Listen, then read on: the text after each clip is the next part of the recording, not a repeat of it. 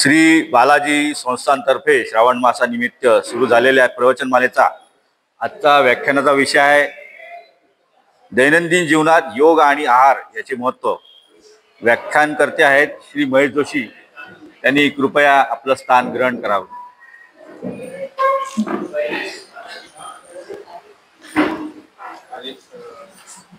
श्री महेश जोशी यांच्या हस्ते बालाजीला हार अर्पण। त्यांनी आपल्या व्याख्यानाला सुरुवात करावी। स्वागत श्री निलेश टेकले करतील असं विधान आहे।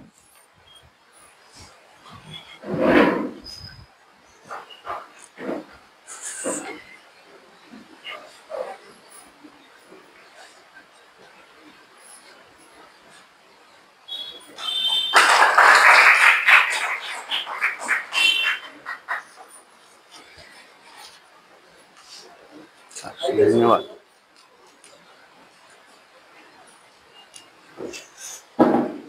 श्री लक्ष्मी वेंकटेश महर्षि पातंजलि परम पूज्य पूज्यपाद जनार्दन स्वामी महाराज, उपस्थित सगळे बंधू माता भगिनी यांच्यातल्या गुरुतत्वाला वंदन करतो। आज आपला विषय हा दैनंदिन जीवनात योग आणि आरोग्य। त्याची सुरुवात करण्यापूर्वी आपल्याला आज हा विषय का आपण घेतला आणि याची काय गरज आहे याच्यावर थोडस एक बघू आणि मग समोर जाऊ। योग म्हणजे नेमकं काय, तर या गोष्टीच्या बऱ्याच कन्सेप्ट चुकीच्या सगळीकडे आहेत। योग म्हणजे फक्त शरीर लवचिक झालं, बा गुडघ्याला डोकं लागलं, सकाळी आम्ही फिरतो, छान आम्ही योग करतो, मग असे विचार काय येतात आपल्या मनामध्ये? याचं कारण पहिलं सांगितलं आपल्या शास्त्रामध्ये की मनुष्य हा स्वतःला गृहीत धरत असतो। तुम्ही विचारा एखाद्याला की का रे तू आसनाला येतो का वर्गाला? मला काही नाही झालं, आपल्याला काही गरज नाही। जेव्हा त्याला डॉक्टर सांगतो की आता तुला 5 किलोमीटर सकाळी रोज चालावं लागेल, नाही तर तुला अटॅक येऊ शकतो, तुम्ही सकाळी फिरणाऱ्यांचे थोडेसे चेहरे बघा, मॅक्झिमम लोकांचे आक्रसलेले आहे, कारण एक भीती आहे कुठेतरी मनात की आज जर आपण नाही फिरलो तर आपल्याला अटॅक येईल का। ही सगळी भीती तयार झाली, या भीतीपोटी सगळं चालू आहे। काही लोकांना प्रश्न विचारला की आता हे योगाचं अवेअरनेस खूप वाढला, सगळीकडे योग करताना दिसतात, एकाला प्रश्न विचारला की हा योग कुठला आहे, त्यांनी सांगितलंय मोदींनी काढलाय सगळं, हे सगळं मोदींनी काढलंय बा योग। तर मग आता इथपर्यंत जर अवस्था असेल आपल्या समाजाची की ही मूळ आपली प्राचीन परंपरा आहे आणि त्याचं जतन करणं हे आपलं कर्तव्य आहे। मग थोडंसं योग किती जुना आहे, तर आपल्याला जे इथे बहुतेक जी आमच्या आधीची सुद्धा पिढी इथे आहे त्यांना सुद्धा डार्विनच शिकवल्या गेलं की उत्क्रांतीतून आपला जन्म झाला, आपण माकड होतो, 4 पायाचं 2 पायावर आलो, पुढे शेपूट गळालं, पण प्रत्यक्षात हे सत्य नाही आहे। 5000 वर्षापूर्वी पतंजली मुनींनी होण्या नराचा नारायण ही प्रक्रिया लिहून ठेवलेली आहे। मग जेव्हा आपल्या सगळ्या जुन्या शास्त्रामध्ये नराचा नारायण होण्याची प्रक्रिया लिहून ठेवलेली आहे, तर आपण किती प्राचीन आहे हे सगळी गोष्टी। मग यामध्ये लुप्त का झाल्या, तर लुप्त झाल्याचं कारण असं आहे की काही कर्मकांड आणि काही मर्यादित जातींपुरतं याला बघायला लागायला सुरुवात झाली, मग त्याच्यामुळे हे दूर व्हायला लागलं। दर्शनशास्त्रामध्ये नास्तिक आणि आस्तिक अशी जी दर्शन आहे याच्यात याचा सगळ्याचा उल्लेख आहे की बौद्ध आणि जैन दर्शन हे नास्तिक दर्शनामध्ये जरी मोडत असलं, सगळ्यात पहिलं नास्तिक दर्शन हे चार्वाकाचं सांगितलंय, नंतर बौद्ध आणि जैन, पण त्यांना सुद्धा पुढे आस्तिक दर्शनांमध्ये गणलं जातं, कारण त्यांनी ईश्वराला जरी मानलं नसलं तरी त्या गौतम बुद्ध आणि महावीर यांना त्यांनी एक आदिशक्ती कोणती तरी मानलेलं आहे। पण आपल्या योगशास्त्रामध्ये आता नुकताच एक पुण्यशास्त्रींचा विषय झाला प्रकृती आणि पुरुष, पण तो फक्त दासबोधाच्या संबंधित झाला की प्रकृती म्हणजे शरीर आणि पुरुष म्हणजे मन किंवा जीवात्मा। पण योग दर्शनामध्ये याच्या पुढे जे सांगितलंय की प्रकृती आणि पुरुष काय, तर ही 2 वेगवेगळी तत्व आहे। प्रकृती अस्थिर आहे, पुरुष हे स्थिर तत्व आहे। खूप खोलात आपण जाणार नाही, पण मग 2 विरुद्ध तत्व एकत्र येऊन सृष्टीची निर्मिती झाली असं म्हटलं जातं। मग हे कसं काय शक्य आहे? मग तिसरी कोणती तरी एक शक्ती आहे जी या दोघांचं मिलन घडवून आणते, आणि ती शक्ती म्हणजे ब्रह्मात्मा, ज्याला आपण ईश्वर म्हणू, भगवान म्हणतो, जे काय आपण त्याला संज्ञा देऊ। तर या तिसऱ्या शक्तीला योग दर्शनापासून मानायला सुरुवात झाली की ही एक तिसरी शक्ती आहे जी कार्यरत आहे. आपण जे काय आता चालतो, बोलतो, वागतो हे आपलं काहीही नाही, हे सगळं कोणीतरी घडवून आणतंय. मग पुढे याचा जसा जसा दर्शनात अभ्यास होत गेला तसं तसं मग या सृष्टीची निर्मिती कशी झाली, पंचकोश कसे तयार झाले, या सगळ्याच्या सूक्ष्म अणूपासून ही सगळी निर्मिती झाली, हे सगळं शास्त्रामध्ये लिखित आहे. पंचकोश नेमके काय आहेत त्याच्या, आणि हे सुरुवातीला सांगणं का गरजेचं आहे, याला दैनंदिन याच्यात काय उपयोग आहे बा, हे नंतर समजेल आपल्याला. अन्नमय कोश, प्राणमय कोश, मनोमय कोश, विज्ञानमय कोश आणि आनंदमय कोश, असे हे 5 कोश आहेत. मग आता हे कोश का महत्वाचे जाणून घेणार, कारण आपला जो जीवात्मा आहे हा या 5 कोशांच्या आतमध्ये आहे. मग आता एक छोटस उदाहरण याच्यामध्ये द्यायचं की अस्तित्व अस्तित्व अस्तित्व ज्याला आपण म्हणतो, आपण या फक्त बाह्य देहाला आपलं अस्तित्व म्हणतो. याच्याकरता मध्ये त्या दिवशी मी एक प्रक्रिया सांगितली होती की डोळे बंद करून आपली इमेज आपल्या डोळ्यासमोर आपण आणू शकतो का, तर नाही आणू शकत. म्हणजे ज्याच्याकरता, ज्या भौतिक सुखांकरता आयुष्यभर मरमर करतो, तो चेहरा सुद्धा आपण पाहू शकत नाही, कारण या जीवात्म्याला या बाह्य रूपाशी काही घेणं देणं नाही. मग आपल्याला हा मनुष्य जन्म दिला कशा करताय, काय उद्देश आहे आपल्या जन्माचं, 84 लक्ष योनींच्या नंतर आपल्याला हा मनुष्य जन्म मिळालाय. आत्ताच आपण म्हटलं की होण्या नराचा नारायण, मग नराचा नारायण होण्याकरता आपल्याला हा जन्म दिलेला आहे. मग जीवात्म्याच्या भोवती जे 5 कोश आहेत, तर तो प्रत्येक कोश हा चित्तवृत्ती तयार करतो. चित्तवृत्तींच्या आतमध्ये आपण आहे. मग त्या कोशाचं अगदी थोडं थोडं थोडं माहिती आपण घेऊ की अन्नमय कोश म्हणजे काय. तर हे जे स्थूल शरीर आहे आपलं हाडामासाचं बनलेलं, ज्याचं पालन पोषण हे आहाराने होतं, जे आपण अन्न खातो त्याच्यामुळे याचं पालन पोषण होतं, याला अन्नमय कोश म्हटलेलं आहे. मग आता असं ठरवा बरं की एखादा पाय आपोआप हलतो का, नाही हलत, तिथे प्राणशक्ती जाते त्याच्यामुळे तो हलतो. मग हा प्राणमय कोशाच्या अंतर्गत या सगळ्या क्रिया होतात की तिथे तिथे प्राणशक्ती जाते.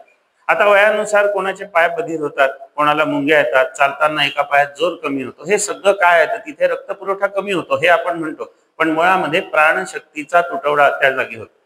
मग हा प्राणमय कोश झाला. आता प्राण सुद्धा आपणहून जातो का तिथे की ठरवलाय आज मी पायामध्ये जाईन, मी आज डोक्यात जाईन, असं नाही होत. त्याला कोणीतरी ऑर्डर देत असतं, तो आहे मनोमय कोश, ज्याला मन म्हटलेलं आहे. या मनामध्ये हात हलवायची इच्छा झाली, पाय हलवायची इच्छा झाली की ती क्रिया होते, हा मनोमय कोश झाला. अगदी संक्षिप्त जातोय आपण समोर. त्याच्यानंतर मन सुद्धा आपल्या मनाने काम करत नाही, त्याच्याही वरती कोणीतरी आहे, ज्याला बुद्धी म्हटलेलं आहे, ते आहे अंतर्मन. आता प्रत्येकाच्या बाबतीत एक गोष्ट होत असेल की दिवसभर आपण खूप वेगवेगळ्या वातावरणात राहतो, काही स्ट्रेस आपल्यावर येतो, आपण झोपतो, आपल्याला झोपेपर्यंत त्याचं सोल्युशन माहित नसतं की नेमकं काय होईल आता, पण झोपल्यानंतर काहीतरी अशी घटना आपल्या स्वप्नात येते आणि आपल्याला सोल्युशन मिळतं. दुसऱ्या दिवशी आपण फ्रेश उठतो, अरे वा हे असं केलं तर होऊन जात. ही आतल्या मनाची जी ऑर्डर असते याला विज्ञानमय कोश म्हटलेला आहे, की जो दृश्य रूपाने आपण बघू शकत नाही. रोजच्या याच्यात त्याचा वापर इतका सहज होत असतो. मनोमय कोशाच्या वरचा तो विज्ञानमय कोश, त्याला ज्ञानमय कोश असं सुद्धा म्हणतात. त्याच्यानंतर शेवटचा जो 5वा कोश सांगितलाय तो आहे आनंदमय कोश.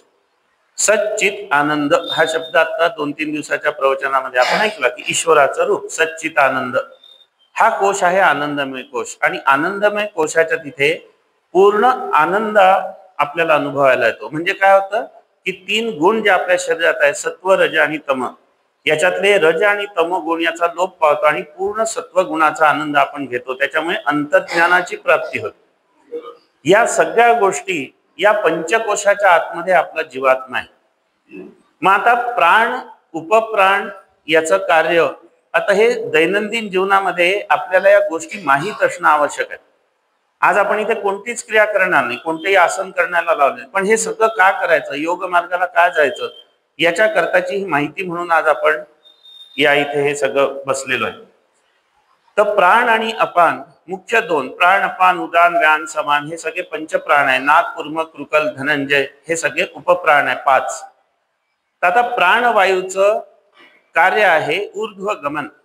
म्हणजे काय, तर प्राण हा आपल्या हृदय आणि त्याच्या वरती कार्य करतो, अपान हा नाभीच्या खाली कार्य करतो. मग आता प्राणवायूचं ऊर्ध्व दिशेला नेहमी डायरेक्शन असते त्या प्राणवायूची. मग हे असं का बरं म्हटलेलं आहे की जीवात्म्याला मूळ रूपाकडे जायची ओढ असते. आपला जीवात्मा कशाचा अंश आहे, आपण कशाचे अंश आहे, परमात्म्याचे.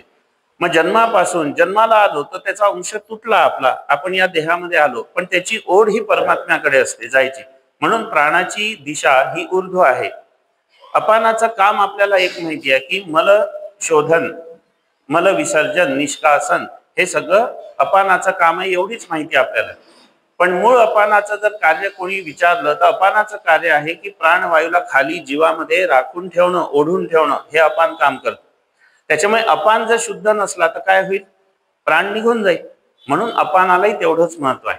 म्हणून पोटाला तेवढंच महत्व आहे. जितकं डोक्याला महत्व आहे ना आयुष्यात, तितकं पोटालाही महत्व आहे. हे लक्षात घ्या, अपान शुद्ध असणं.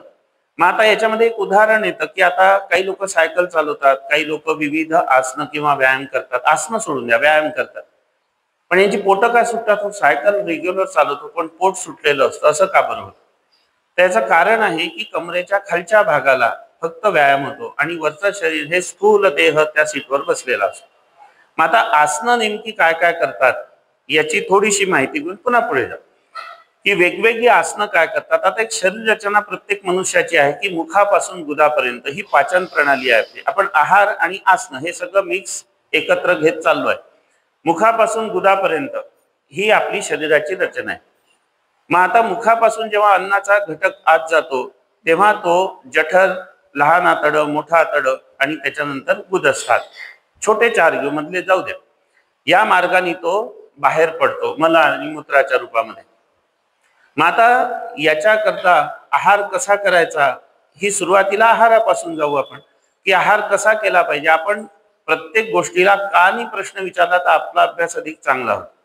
की 32 वेळेला घास चावायचा हे आपण सगळ्यांनी लहानपणी ऐकलंय. मग तो 32 हा आकडा जाऊ द्या, पण तो दीर्घ काळ चावल्यानंतर काय प्रक्रिया होते? तर जी शरीरात इन्शुलिन तयार होण्याची प्रक्रिया होते ती मुखातच 60 ते 65% होऊन जाते जेव्हा आपण घास चावतो. म्हणायचं झालं तर अगदी कारल्याची फोड जरी आपण 32 वेळेला जर चावली तर ती सुद्धा शेवटी गोड लागायला लागते. करून पाहायचा एखाद दिवशी प्रयोग. मग या पाचनाची क्रिया जर मुखामध्येच आपली 60 ते 65% होत जाते तर पुढच्या सगळ्या अवयवांना पचन करायला हे अतिशय सोपं जातं. भराभर खाल्ल्याने काय होतं? पट खूप आधाशासारखं खाऊन घ्यायचं. याच्याकरता जिभेचा आस्वाद घेत जेव्हा आपण खातो तेव्हा आपलं पोट खूप भरून जातं, खाल्ल्या जातं. मग असं म्हटलं की घरी एखादा आपल्याला पाहुणा येत असेल, जर आधी आपल्याला सूचना असतील की उद्या माझ्याकडे कोणीतरी पाहुणे येतात आहे, तर आपण काय करतो? सगळा परिसर छान स्वच्छ ठेवतो, सोफे बिफे सगळे नेऊन त्यांचं स्वागत करतो. पण खाण्याच्या बाबतीत असा विचार करा बरं. खाण्याच्या बाबतीत आतल्या इंद्रियांना माहीतच नसतं की पाहुणा येणार आहे म्हणून, मग त्यांची एकच गडबड होते. आपण चरत राहतो दिवसभर. कोणी काही खाणं, एखादं बिस्किट खाऊन घ्यायचं, खाणं थोडंसं खाऊन घ्यायचं. मग यांनी काय होतं की त्या आतल्या अवयवांना सवय नसते पाहुणा येण्याची, मग त्यांची गडबड होते. आणि मग काय होतं? जठरामध्ये अचानक अन्नाचा घास आला की तो तयार नसतो, तो ढकलून देतो समोर तसंच्या तसं.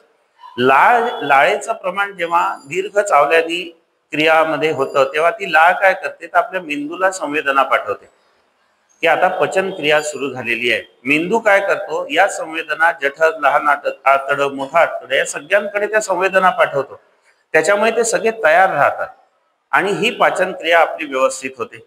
मग आता ही पचन क्रिया करताना मग आसनं कशाला करायची? नुसतं 32 वेळेला खाऊन जर भागलं असतं तर आसनाची गरजच नव्हती. पण नाही, आसनाची गरज काय आहे? मग आता आहार व्यवस्थित झाला, चावून चावून खाल्ला, लाळेचं प्रमाण वाढलं. मग लाळेचं प्रमाण जर वाढलं पण पुढे काय होतं? तरी अपचन का होतं? याचं कारण आहे की 7 मीटर लांब हे आपलं लहान आतड आहे आणि 1.5 मीटर लांब हे मोठं आतड आहे. म्हणजे साधारण 22 हात, विचार करा, 22 हात लांब आपल्या आतडी एवढी लांब आहेत आणि ती एवढूशा आपल्या उदर पोकळीमध्ये ठेवलेली आहे. मग आता जेव्हा एवढं मोठं उदर पोकळीत ठेवलेलं आहे तर स्वाभाविक त्याला वेढे असतील, गोलाकार सगळं जमा झालं असेल. मग ते गोलाकार झालाय तर त्याला फोल्ड असतील, ज्याला पदर म्हटलेला आहे आपल्या भाषेमध्ये. येतोय आवाज? ठीक आहे. त्याला आपण पदर म्हणतो, म्हणजे फोल्ड. तर त्या आतड्यांना ज्या फोल्ड असतात, आपण जेव्हा घाईघाईने जेवतो तेव्हा अन्नाचे कण हे त्या फोल्ड मध्ये अडकून बसतात आतड्यांच्या आत. कारण इतक्या मांसपेशी त्या आतड्यांमध्ये आहेत. एखादी आपण त्या तगरीच्या झाडावरची अळी बघितली असेल, ती नुसती अशी गोल गोल गोल असते. ती स्वतःच्याच मांसपेशींना एकमेकावर आणत समोर जाते. तीच पद्धत आपल्या आतड्यांची, आतड्यांमध्ये आपोआप ढकलायची काही प्रक्रिया नाही. अन्नकण त्या मांसपेशी एकमेकावर चढत ते अन्नकण समोर ढकलले जातात. मग ते जे पदर असतात, ज्या फोल्ड असतात, त्या फोल्ड मध्ये अन्नकण साचून राहतात. जेव्हा घाईघाईने जेवतो तेव्हा काही भाग समोर जातो, काही भाग त्या फोल्ड मध्ये अडकून राहतो. मग लहान आतड्यांमधून जेव्हा ते मोठ्या आतड्यांमध्ये येतं तर तेव्हा मळात रूपांतर झालेलं असतं आणि मग हे मळ सुद्धा त्या फोल्ड मध्ये अडकून राहतात. पुढे ते तिथे सडतात बाहेर न निघाल्याने आणि मग पुढे त्या मांसपेशींचं आयुष्य कमजोर होतं, त्या सडायला लागतात आणि मग पोटांचे विविध विकार उद्भवतात. हर्निया, अल्सर, अपेंडिक्स हे सगळे त्याच्यातून, बद्धकोष्ठता, हे सगळे विकार पुढे व्हायला लागतात. हे सगळं आतमध्ये अन्नकण साचून अडकल्याने. मग आता आसनं काय करतात याच्यावर? आता आसनं सांगितली आहेत, साधारण 5 आसनं जरी आपण नियमित केली तर पचनक्रिया चांगली राहते. याच्यातलं पहिलं आसन सांगितलेलं आहे ताडासन. मग आता ताडासनाने काय होतं? आपल्याला अर्धी अर्धीच माहिती आपण शिकलो की लहान मुलांना उंची वाढण्याकरता आहे, म्हातारपणी मेरुदंड आणि गुडघ्यात वाक येत नाही, हे 2च लाभ माहिती आहे. पण जेव्हा ताडासन करतो तेव्हा जठरापासून लहान आतड्यात जाणारा एक नॉन रिटर्न व्हॉल्व आहे आपल्या शरीरात. नाही तर आपण खाल्लेलं वाकलं असतं तर पडायला पाहिजे होतं सगळं, पण नाही पडत. एकदा गेल्यावर ती झडप बंद होऊन जाते. तर ताडासनामध्ये ती झडप थोडीशी उघडल्या जाते आणि आतमध्ये जर काही राहिलेलं असेल तर ते पटकन खाली जातं. मग त्याच्यानंतर भुजंगासन करतो, तिर्यक भुजंगासनाच्या क्रिया करतो, तिर्यक ताडासन करतो. तेव्हा लहान आतडं, मोठं आतडं याच्या सगळ्या शरीरातल्या ज्या झडपा आहेत त्या मोकळ्याहून प्रत्येक कण आणि पाणी हे सगळं खाली जातं आणि मलावरोध आपला चांगला दूर होतो आणि मलशुद्धी चांगली होते. मग आता याच्याकरता आसनं करायची आपल्याला. मग आता आसनं करणं, आहार कसा असायला पाहिजे? मग आहार कसा असायला पाहिजे? तर आहार हा 65% कच्चा आणि 25% शिजलेला. आपण याच्या एक्झॅक्ट उलट करतो, गुरगुट्या भात मऊ शिजवा, पण ते पचायला 48 तास लागतात. कच्चं पचायला 24 तास लागतात. पंचरंगी ते सप्तरंगी आहार करावा. आता हे का सांगितलेलं आहे? तर पंचरंगी ते सप्तरंगीच का सांगितलंय? मग आता शरीराची रचना बघू आपण की आपल्या शरीरात 7 चक्र आहे. मुलाधारापासून सहस्त्रारापर्यंत 7 चक्र आहे. मग ही 7 चक्र आपण म्हणतो की निसर्ग जसा आहे तसाच आपल्या शरीरात आहे. आपण जर या प्रकृती आणि पुरुषापासून जर आपला जन्म झालाय तर जे परमात्म्याचं रूप आहे तेच रूप आपलं आहे. म्हणजे हा सृष्टी जशीच्या तशी आपल्या शरीरात आहे. जसा बाहेर सूर्य दिसतो तसाच सूर्य आपल्या हृदयामध्ये आहे. तसेच इंद्रधनुष्याचे जे 7 रंग आहेत तेच इंद्रधनुष्य आपल्या शरीरात आहे. मग मुलाधारापासून सहस्त्रारापर्यंत जी 7 चक्र आहे याचे 7 रंग आहे. ताना पिही आणि जा हे इंद्रधनुष्याचे रंग आहे. याच क्रमाने हे 7 रंग आपल्या चक्राचे आहे. लाल रंग, तांबडा किंवा लाल हा मुलाधाराचा आहे. मग आता मुलाधार चक्राचा रंग लाल आहे, याची अधिष्ठाता देवता गणपती आहे, म्हणून गणपतीला आपण लाल रंगाचं फुल वाहतो. गणपती ही बुद्धीची देवता आहे. त्याच्यामुळे कपालभाती करताना आपण मुलाधार चक्रावर नजर केंद्रित का करतो?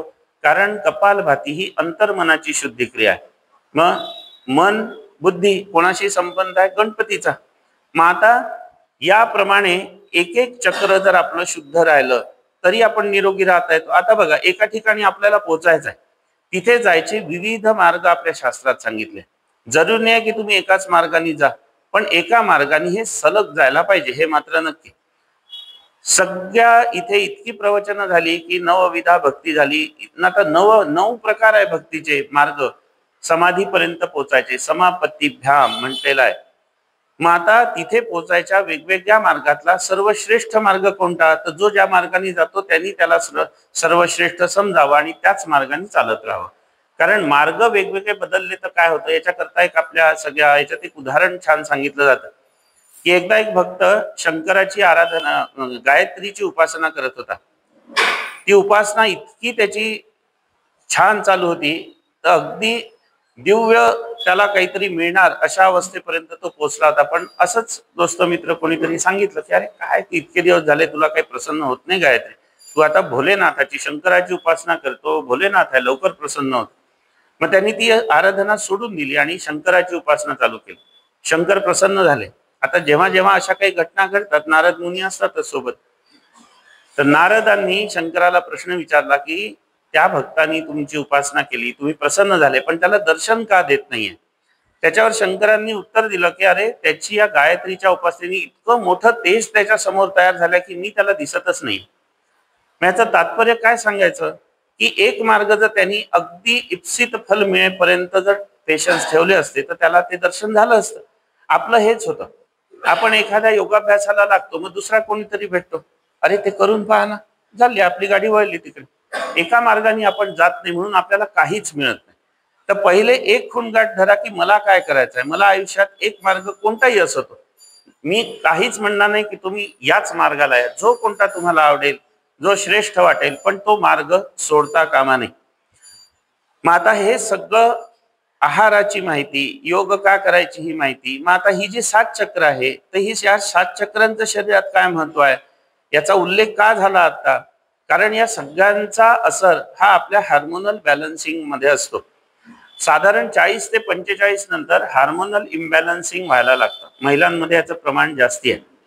मग आता हे सगळं होताना आपण स्ट्रेस इतका येतो, कळत नकळत आपल्याला तणाव येत असतो. तो तणाव आपण कोणी म्हंटल तुला काही टेन्शन आहे, आपल्याला काही टेन्शन नाही, पण त्याला काहीतरी असं असतं जो तो व्यक्त करू शकत नाही.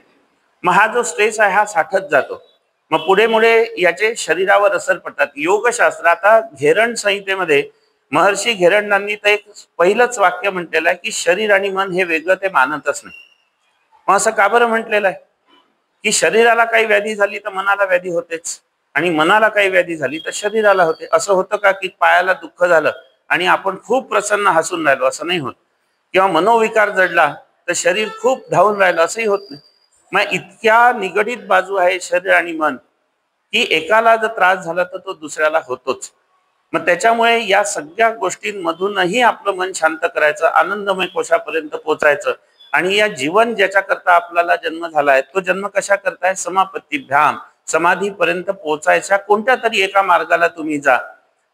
मुक्तीचा मार्ग याच्या करताय. पुनर्जन्म, वारंवार जन्म का होतात, कारण देव अपेक्षा करतो निदान या जन्मात तरी तू करशील, नाही केलं हो पुन्हा.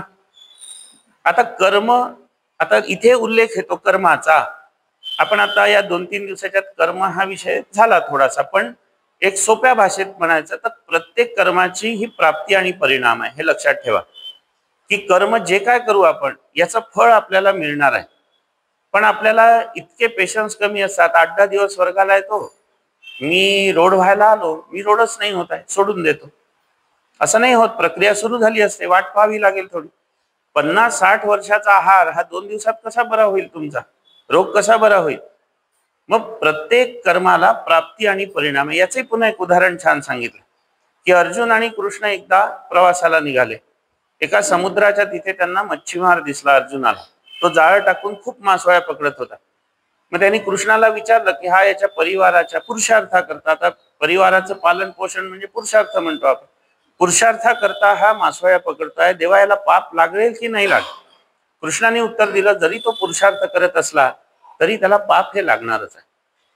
मग आता तेव्हाची युग, तेव्हाचा दिवस हा मोठा होता, त्याच्यामुळे पुन्हा एकदा हे असे फिरायला निघाले असताना एक मोठा महाकाय हत्ती पडलेला असतो आणि त्याला असंख्य मुंग्या, लाखो मुंग्या त्याला खात असतात. पुन्हा अर्जुन विचारतो की देवा हा एवढा महाकाय हत्ती इतका ताकदवान, याला छोट्या छोट्या मुंग्या खातात आहे. तेव्हा कृष्णाने उत्तर दिलं की हा मागच्या जन्मातला मच्छीमार आहे आणि या मासोळ्या म्हणजे त्या मुंग्या आहेत. याचा अर्थ काय की कर्माची प्राप्ती ही आहेच. मग ती आत्ता मिळते, या जन्मातली इथे भोगावी लागते, नाही तर राहिली तर पुढच्या जन्म. म्हणून धर्माचरण हा विषय याच्याशी निगडीत कसा येतो की काही लोकांचे हे समजायला भ्रम म्हणू आपण की कितीही पाप केली आणि रोज वेगवेगळ्या वारी मंदिरात जाऊन दर्शन घेतलं तर माझं पापक्षालन होतं. सोमवारी महादेव, गुरुवारी गजानन महाराज, मग अगदी सुरुवातीपासून तर मंत्रपुष्पांजलीपर्यंत पूर्ण थांबायचं. शनिवारी बजरंगबली, सगळे वार ठरलेले आहे लोकांचे. किती प्रदक्षिणा मारायच्या कोणालाही वाचलेला आहे, याला 2, याला 3, याला 11. पण मनात काय भावना आहे की पापक्षालन. पण आपल्या सगळ्या योगशास्त्रात लिहिलं आहे की प्रारब्ध चुकत नाही, कर्माची प्राप्ती आणि परिणाम तुम्हाला भोगायचे आहे. मग एकाने प्रश्न विचारला घेरण मुनींना की मग हे धर्माचरण करायचं की नाही करायचं, हे चूक आहे की बरोबर आहे. त्याच्यावर त्यांनी उत्तर दिलं नाही, धर्माचरण करायलाच पाहिजे. मग हे का करायचं तर देवा या जन्मात माझी कर्म चांगली होऊ दे, मी संस्कारित होऊ दे, याच्याकरता धर्माचरण आहे. म्हणून देवाचं दर्शन घ्यायचं, रोज देवाला नामस्मरण करायचं. हे कशा करताय तर मी संस्कारित झालो पाहिजे आणि उरलेल्या जन्मात माझी कर्म चांगली झाली पाहिजे, याच्या करता या सगळ्या गोष्टी सांगितल्या. मग योगशास्त्र हे नुसतं आसन आणि याच्या पुरतं मर्यादित नाही आहे. योग चित्त वृत्ती निरोध. आता प्रत्यक्ष योगाच्या व्याख्येपासून आपण सुरुवात करू. आतापर्यंत हा बेस तयार झाला. योग चित्त वृत्ती निरोध. हा योग म्हणजे चित्तवृत्तींचा निरोध.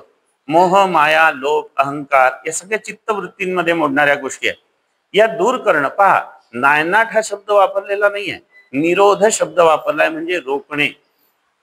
अशी काहीच यंत्रणा तुमच्यात नाही आहे की चित्तवृत्ती तुम्ही काढून टाकाल. मी याचं उदाहरण कोणतं दिलं पुन्हा? संप्रज्ञात समाधी आणि असंप्रज्ञात समाधी, दोन समाधीच्या अवस्था आहे. आपल्याला समाधी हा एकच शब्द माहिती आहे, पण संप्रज्ञात आणि असंप्रज्ञात हे दोन शब्द आहेत. मग आता योगी लोक जे असतात किंवा जे सिद्ध पुरुष ऋषी मुनी असतात, हे असंप्रज्ञात समाधीपर्यंत पोहोचतात. ज्ञानेश्वर त्याच वयामध्ये का निघून गेले? कारण मागच्या जन्मापर्यंत त्यांची संप्रज्ञात समाधीची अवस्था आली होती. असंप्रज्ञात समाधी करता त्यांना पुढचा जन्म मिळाला, मग त्यांना मुक्ती मिळाली.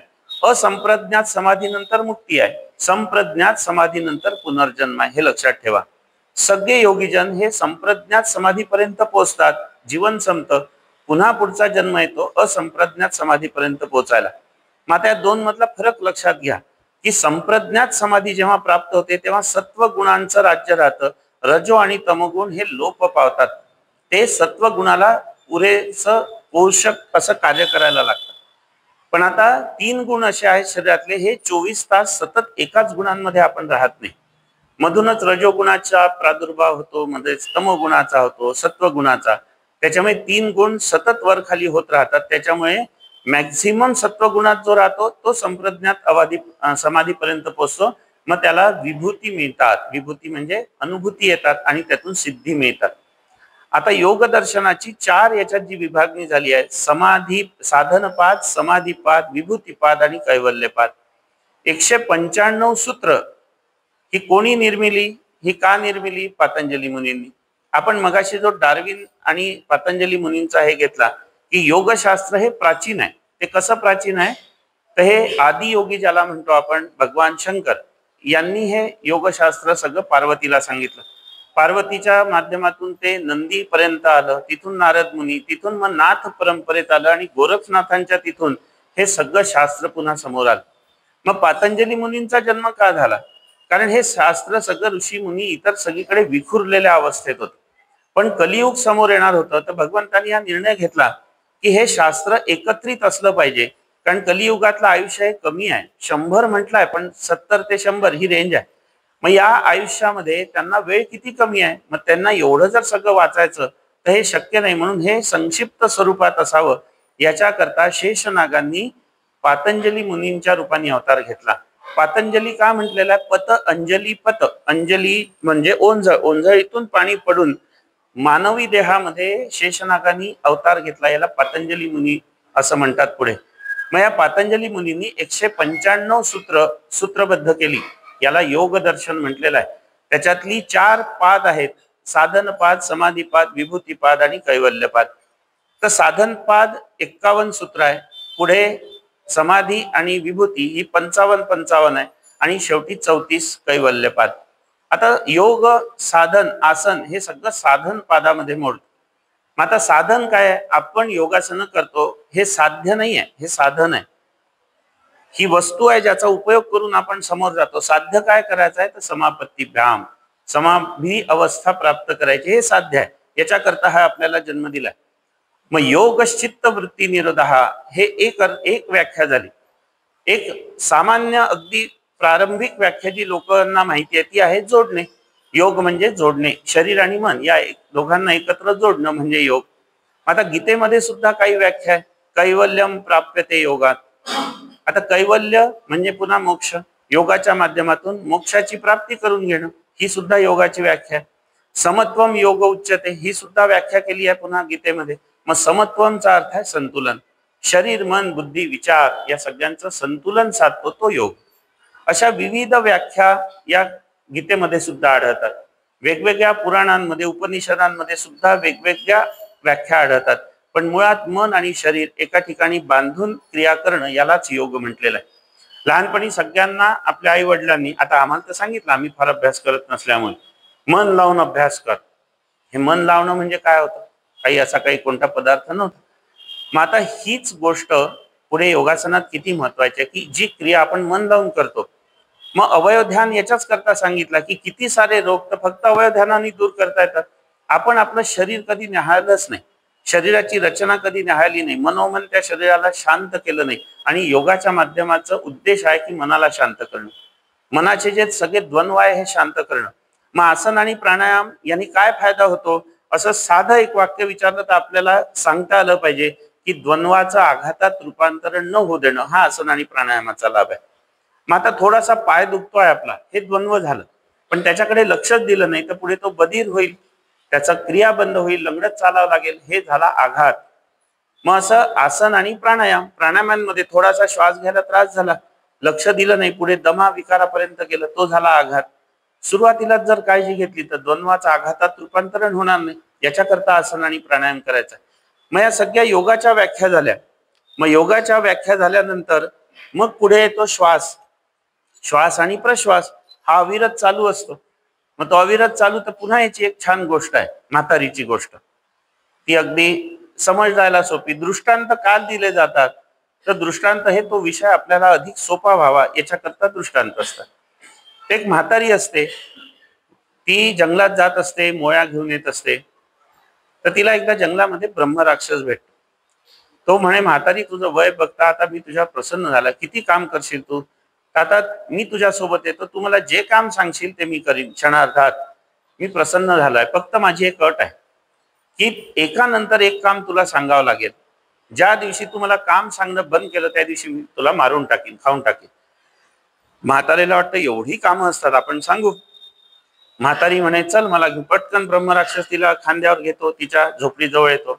चल सारवून टाक म्हणे झोपडी, मोळी आण, स्वयंपाक कर, हे सगळे सगळे कामं पटापट पटापट. तो ब्रह्मराक्षस आहे, सगळी कामं करून टाकतो. सांग म्हातारी आता काय कर. पुन्हा म्हातारीला एक दोन कामं आठवतात, ती करून टाकतो. मग आता पंचायत येते की आता कामं संपली, आता याला सांगू काय, नाही तर हा मला खाईल. मग म्हातारी हुशार असते. म्हातारी म्हणते, तू जंगलात जा, एक मोठा खांब गाण आणि तो इथे माझ्या झोपडी समोर गाड. तो गाडायला लावते. आता काय करू म्हातारी, तर म्हणजे याच्यावर वरती चढायचं आणि खाली उतरायचं, वर चढायचं आणि खाली उतरायचं, एवढंच काम करत राहा पुढचं काम सांगेपर्यंत. मग तो ब्रह्मराक्षस ते करतोय. आता याची गोष्टीचं तात्पर्य काय आहे की आपला मेरुदंड जो आहे हा खांब आहे आणि जो श्वास प्रश्वास आहे हा ब्रह्मराक्षस आहे आणि आपलं मन ही म्हातारी आहे. या मनाचा कंट्रोल ज्या दिवशी या श्वास प्रश्वासावरचा गेला, आपलं काय होईल, खाऊन टाकेल आपल्याला. म्हणून श्वास प्रश्वासाची गती निहाळणं, त्याच्या स्पर्श अनुभवणं, यापुढे अंतर्मनाच्या सगळ्या क्रिया सुरू होतात. ही गोष्ट लक्षात राहील की बरोबर श्वास प्रश्वास काय आपल्याला लक्षात येते. श्वास जेव्हा आपण घेतो तेव्हा ईश्वरीय शक्ती आपल्या शरीरात प्रवाहित होते आणि श्वास जेव्हा सोडतो तेव्हा राक्षसी शक्ती बाहेर पडते. मग आता ही शक्ती येते कुठून, तर ब्रह्मरंध्र हे एक ठिकाण, हा शब्द सगळ्यांनी ऐकलाय, पण नेमकं ते ठिकाण कोणतं असतं, याला द्वादशी स्थान सुद्धा म्हणतात. आज्ञाचक्रापासून 4 बोट आणि 4 बोट, 12वं बोट जिथे संपतं तो बिंदू म्हणजे ब्रह्मरंध्र. किंवा लहानपणी मूल जन्माल्यानंतर इथे गड्डा असतो, टाळू, आपण नंतर तो भरतो, टाळू भरायचा. तर ते टाळू तो गड्डा नसून ते द्वार आहे की जिथे जीवात्मा आतमध्ये प्रवेश करतो. आपल्या शरीरात जीव जिथून येतो ते ठिकाण आहे, ते द्वार आहे. कालांतराने वय जसं जसं वाढतं तर त्याच्यावर त्वचा आपली कडक होऊन ते द्वार बंद होतं, कडक होतो तो टाळू. पण जीवात्म्याला बाहेर पडायचे ठिकाण तेच आहे, हे लक्षात घ्या. म्हणून स्मशानामध्ये कवटी फुटली रे आता चला, का कवटी फुटायची वाट का पाहतात, कारण इथूनच जीवात्मा बाहेर पडतो अशी एक कन्सेप्ट आहे. तो भली तिथून पडेलच प्रत्येकाचा असं नाही. असं म्हटलंय की फक्त योगी लोकांच्याच जायचा मार्ग तो आहे, कोणाचा डोळ्यातून कोणाचा कुठूनही जाऊ शकतो. पण हे ब्रह्मरंध्राचं ठिकाण आपण लक्षात घेतलं पाहिजे की याचं काय महत्व आहे. मग आता एक म्हण आपण आरोग्याशी निगडित या सगळ्या गोष्टी जाणून घेतोय की पैर गरम, सर थंडा, पेट नरम, असं असलं की आपण निरोगी राहतो. असतं का असं, उलट राहतं, हात पाय थंड, डोकं गरम आहे ना, पोट कडक, सगळं विरुद्ध राहतात. मग याच्याकरता घेरण मुनींनी सप्तशोधन, आपण अष्टांग योगाकडे नंतर येऊ, पहिले सप्तशोधन बघ. अष्टांग योग ही जीवन उत्कृष्ट जगाकरता पतंजलींनी सांगितलेली 8 अंग आहेत. पण घेरण मुनींनी 7 अंग सांगितली, याला सप्तशोधन म्हटलेलं आहे. मग सप्तशोधन मध्ये पहिलं शोधन, मग आसन, मग प्राणायाम, मग मुद्रा आणि धारणा, ध्यान आणि समाधी, अशी ही 7 अंग आहेत. मग आता ब्रह्मरंध्र शोधन म्हणजे शुद्धी, शुद्धीकरण, शुद्धी क्रिया. मग याच्या सगळ्या शुद्धी क्रिया सांगितल्या. नासिका मार्गाची शुद्धी, अन्न मार्गाची शुद्धी, मूल शोधन म्हणजे शेवटच्या मोठ्या आतड्याची शुद्धी, गुदस्थानाची शुद्धी. बरं, नुसत्या एवढ्या शुद्धी क्रिया का नाही, कर्णरंध्र शुद्धी, जिव्हा शुद्धी, कपालरंध्र शुद्धी आणि ब्रह्मरंध्र शुद्धी. आता या गोष्टी आपण करतो का? नाही करत. मग आता आपलं जे ब्रह्मरंध्र आहे हे शुद्ध ठेवलं तर काय होतं, डोकं शांत राहत. याची शुद्धी क्रिया किती सोप्या सोप्या क्रिया आहे, पण आपल्याला माहिती नसतात. या जाणून घ्यायच्या की रात्री झोपताना आपण चेहरा धुतो जेव्हा, तेव्हा असं आपण हात करतो, याच्यामध्ये पाणी घेतो. ते साधारण जे काय आपल्या वरच्या टाकीचं पाणी असेल, गरम नको, खूप थंड नको, ते इथे 7 ते 10 वेळेला मारायचं फक्त. ही क्रिया दिवसातून 4 वेळेला करायची, सकाळी उठल्यानंतर, रात्री झोपताना आणि दोन्ही जेवणानंतर. बघा तुम्हाला किती फायदे होतील. ब्रह्मरंध्राने मानसिकता, शरीर आणि मन याचं संतुलन राहतं. मायग्रेनचा त्रास दूर होतो. त्याच्यानंतर डोळ्याचं आयुष्य सुधारतं. इतके सारे लाभ ह्या क्रियेचे आहे. कॉन्फिडन्स लेवल वाढते, निगेटिव्हिटी जाते. ही झाली ब्रह्मरंध्राची शुद्धी क्रिया. मग आता कपालरंध्र, इथे आज्ञाचक्र आहे, 72,000 नाडी, सगळ्या नाडीचा समूह इथे आहे असं म्हणतात. हा नाडी समूह आहे, तर मग त्या नाडींमधनं होणारा प्रवाह, रक्तप्रवाह, त्या सुद्धा ते आज्ञाचक्र शुद्ध असलं पाहिजे. म्हणून जसं 7 ते 10 वेळेला आपण इथे पाणी मारलं, तसं वाकून कपाळावर पाणी मारा. बघा काय होतं, आपलं कपाळ हे शांत होतं. याला थर्ड आय म्हणतात. यांनी आत्मज्ञानाची प्राप्ती सुद्धा होऊ शकते या शुद्धी क्रियेने. इथे तिसरी आंख, थर्ड आय म्हणतात त्याला. मेडिटेशन मधली एक क्रिया पण आहे याची. तर ही झाली कपालरंध्राची शुद्धी क्रिया. त्याच्यानंतर कर्णरंध्र. आता कानाची सुद्धा शुद्धी क्रिया सांगितली आहे घेरण मुनींनी. आपण बर्ड्स वापरतो, बर्ड्स आहे ना, घरी असतातच प्रत्येकाच्या, अगदी छान गप्पा करताना. मग डॉक्टर रागवतात की ते काड्या टाकू नका, पण आपल्या याच्यात सांगितली आहे काय करायची. करंगळी, फक्त नख वाढलेलं नको, नख कापलेली करंगळी. ती करंगळी ओली करायची पाण्याने आणि ती गोलाकार फक्त फिरवायची दोन्ही कानांमध्ये. ही झाली कर्णरंध्राची शुद्धी क्रिया. पण ही केल्यानंतरही कान दुखत असेल तरी इलाज सांगितला. हे सगळं घेरण संहितेतलं आहे बरं. त्याच्यातही शुद्धी क्रिया सांगितली आहे की तेल जे असतं आपलं खोबरेल तेल नारळाचं, त्याच्यात 2 लसणाच्या पाकळ्या टाकायच्या, ते उकळायचं, थंड करायचं, कानात तेल टाकायचं, कापसाचा बोळा टाकायचा, 1-1.5 तास ठेवून काढून टाकायचा. आतला मळ हा नरम होतो आणि पुन्हा करंगीच्या साह्याने ते बाहेर पडतो. पण आता हा फक्त शुद्धी क्रिया नाही आहे, यांनी नादानुसंधान साधतं हे घेरण मुनींनी. प्रत्येक शुद्धी क्रिया ही फक्त शुद्धीपुरती मर्यादित नाही आहे, शोधन आहे. शोधन, शोधनचा अर्थ आहे शुद्ध करणे आणि अजून त्याच्यातला माहिती करून घेणं की ती प्रक्रिया नेमकी काय काय होते. शोधणे आणि शुद्ध करणे असे 2 अर्थ आहेत. मग नादानुसंधान साधतं कर्णरंध्र शुद्धी क्रियेने. काय होतं की तुम्ही पहा, प्रयोग करू की जेव्हा आपण डोळे बंद करतो, कान फिरवतो, दोन्ही कान बंद करा बरं करंगीने, एक असा आवाज येतो, तो आहे अंतर्नाद, तो आतल्या वायूचा आवाज आहे. मग हा आवाज अजून तुम्ही जर ध्यान दीर्घ केलं तर तुम्हाला रक्तवाहिन्यांमधलं जे रक्त वाहतं ते सगळा पाण्याच्या नदीच्या खळखळाटासारखा सगळे आवाज तुम्हाला ऐकायला मिळतात निसर्गातले. म्हणून नादानुसंधान साधतं कर्णरंध्र शुद्धीने. त्याच्यानंतर जिव्हा शुद्धी ही सुद्धा सांगितलेली आहे. अंगठा आणि ही बाजूची 2 बोटं ही या पद्धतीने, मधली 2 बोटं जिभेच्या वर, ही 2 बोटं जिभेच्या कडेला. जिभेवर एक पातळ पिवळसर पापुद्रा जेव्हा येतो तेव्हा आपलं 100% पचनक्रिया ही गडबड असते. काय पूर्वीचे डॉक्टर म्हणायचे बा जीभ दाखव म्हणून, आहे ना, जिभेवरचा थर बघायचे, ते बाकी काहीच नाही बघायचे. आता काय होतं, आता काहीच नाही. आता आपण सांगतो ते गोळ्या लिहून देतात, ये तू 8 दिवसांनी पुन्हा मला दाखव. चाललो आपण, आपल्याला वाटतं 2 गोळ्या खाल्ल्या बढिया, त्यांनी अजून लेअर वाढतो आपला. पिवळी गोळी खाल्ली तर पिवळा थर, पांढरी खाल्ली तर पांढरा थर. मग हा जिभेवरचा जेव्हा पिवळा थर येतो हाही अर्ध्या भागात समोर नसतो, हा मागच्या भागाला असतो. त्याच्यामुळे जीभ शोधन जेव्हा करायची तेव्हा 3 बोटांनी हलकासा तो थर काढून टाकायचा. तो थर पाचक रसांमध्ये मिसळतो आणि पुढे व्याधी तयार करतो. अन्नाच्या बरोबर तो पुन्हा आत जातो. त्याच्यामुळे तो थर जिभेवरचा नसावा, त्याच्याकरता ती जिभेची शुद्धिक्रिया. त्याच्यानंतर जीभ आपली थोडीशी सकाळी मक्खन म्हटलेलं आहे, वर्णन आहे सगळं, की लोण्याच्या साह्याने थोडस जीभ रोज सकाळी तोंड धुतल्यानंतर बाहेर ओढायची, यांनी खेचरी सिद्ध होते. आणि खेचरी मुद्रा कशा करताय, इतके विषयातून विषय की खेचरी मुद्रा कशा करताय, तर ही अमृत प्राशनाची क्रिया. हे आहे चंद्रमंडल आणि नाभी आहे सूर्यमंडल. प्रत्येक मनुष्यात इथून अमृताचे कण हे सूर्यमंडलात पडत असतात आणि ते भस्म होत असतात. मग खेचरी मुद्रा जेव्हा जीभ आपण टाळूला मागे लावतो, अगदी श्वसन मार्गाच्या पर्यंत नेतो, तेव्हा ते अमृतकण पिण्याची क्रिया होते. नुसता खेचरी मुद्रेचा सराव करा, तुम्ही किती सारे रोग बरे करू शकता. जीभ मागच्या भागाला न्यायची, तिथे गोलाकार फिरवायची. हे सगळे प्रयोग घरी करून बघायचे. किती जीभ फिरवताना कोणाला कडू चव लागेल, कोणाला गोड लागेल, कोणाला तिखट, कोणाला खारट. प्रत्येक चव ही रोगाधिष्टी त्याच्यावर अवलंबून आहे. जेव्हा गोड चव लागते तेव्हा समजायचं की अमृत प्राशनाची क्रिया आपली सुरू झाली आणि आपण निरोगी आहोत. नाहीतर तुम्हाला तिथपर्यंत गोड चवच लागत नाही. सगळे सिद्ध योगी जेवढे आहेत, हे सकाळची सुरुवात त्यांची शोधनानी आणि खेचरी मुद्रेनी होते. मग आता शोधन झाल्यानंतर त्याच्यात पुढे आसनं सांगितली आहेत, त्याच्यानंतर मुद्रा प्राणायाम हा विषय सांगितलाय. तर मुद्रांबद्दल थोडीशी माहिती, की मुद्रांचं काय महत्व. आता इथे मुद्रा तज्ञ आहेच आपले, तुम्हाला कदाचित माहिती नसेल, ज्ञानेश्वर दादा हे अक्षरशः सगळीकडे तन्मन धनानी म्हणा तुम्ही अगदी, हे मुद्रा आणि ते शास्त्र शिकवायला जातात. पण मुळात या मुद्रा काय, हे अशी गंमत आहे का, काही करमत नाही म्हणून बसायचं नाही. पंचमहाभूताचं आपलं शरीर आहे. मग अशी पंचमहाभूत आपण बघितली.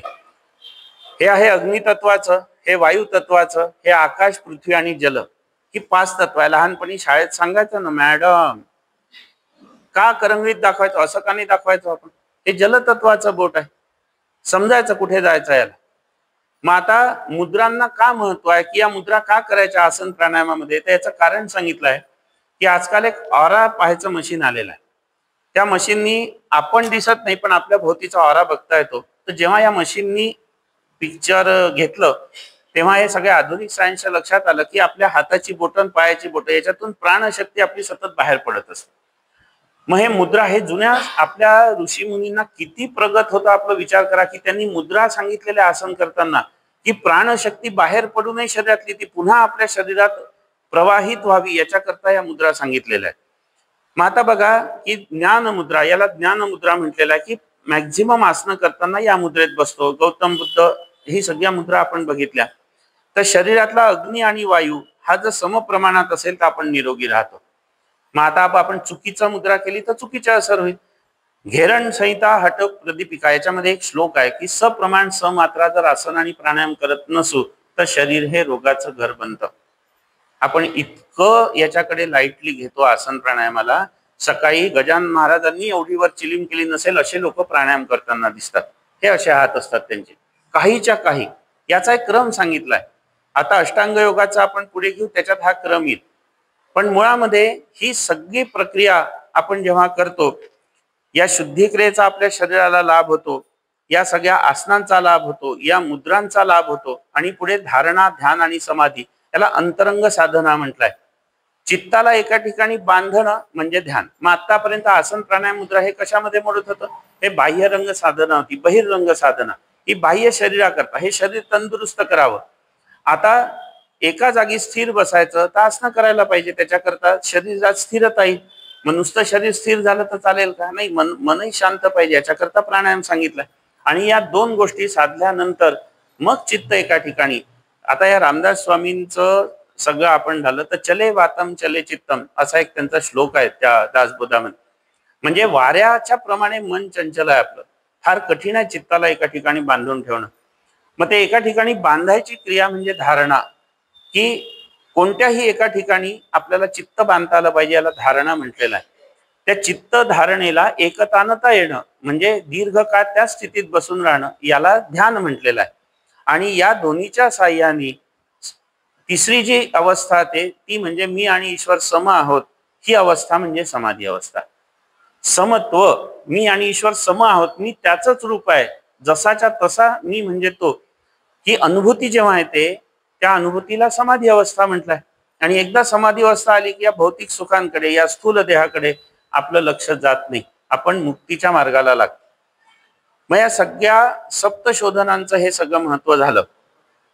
त्याच्यानंतर आता 7 चक्र जी हार्मोनल बॅलन्सिंग आपण म्हटलं की या चक्राच्या माध्यमातून हार्मोनल बॅलन्सिंग होतं.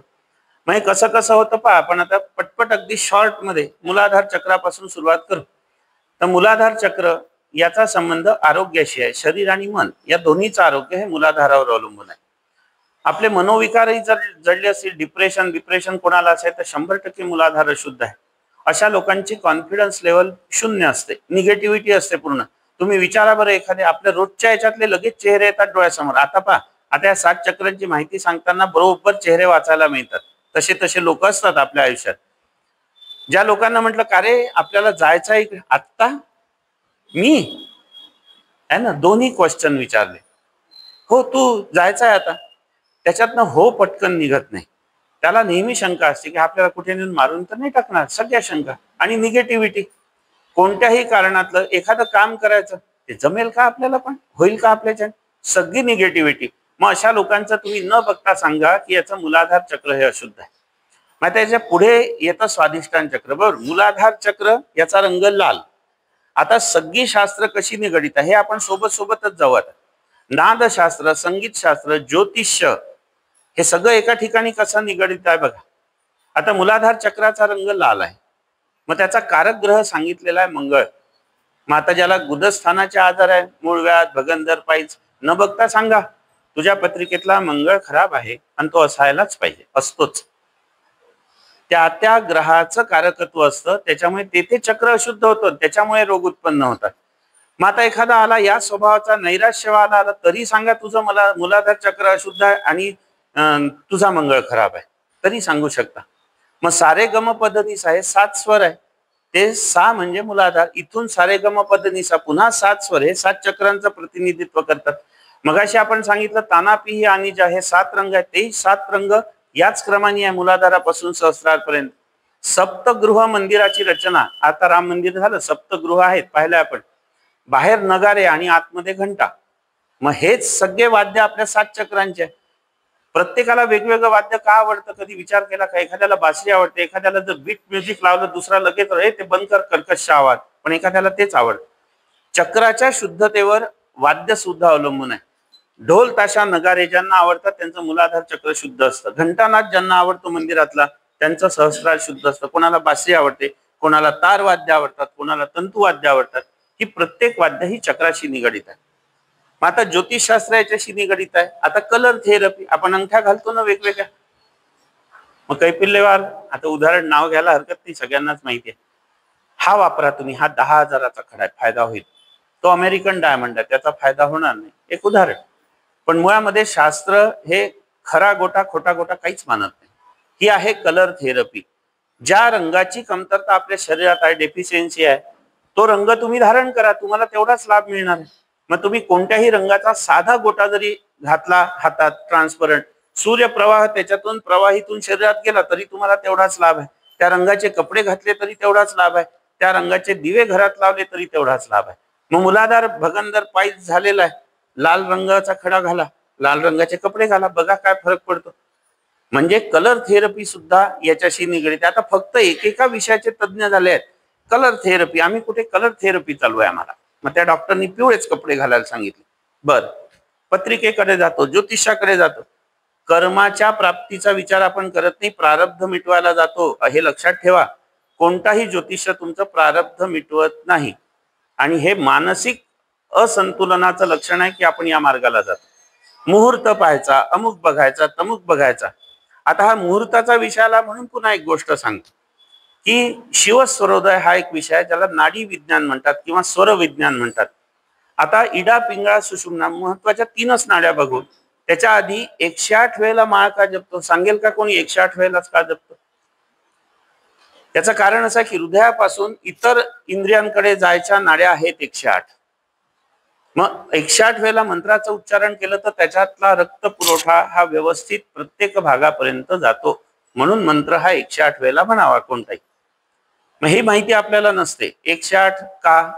तर त्याचं कारण आहे की हृदयापासून 108 नाड्या निघतात. मग उजवी नासिका ही सूर्य नाडी, डावी नासिका ही चंद्र नाडी.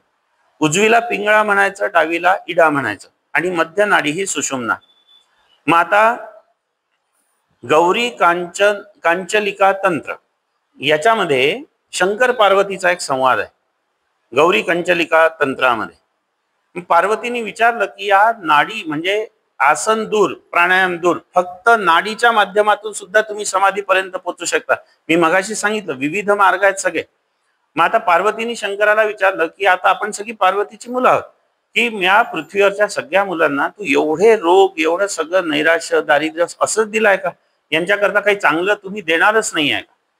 तर दोन उत्तरं शंकरांनी दिली. की शंकर म्हणे की नास्तिक आणि आस्तिक असे दोन्ही लोक पृथ्वीवर आहे, पण त्या नास्तिकाचाही एक जप अविरत चालू आहे हे त्यालाही माहिती नाही, तो म्हणजे सोहम सोहम.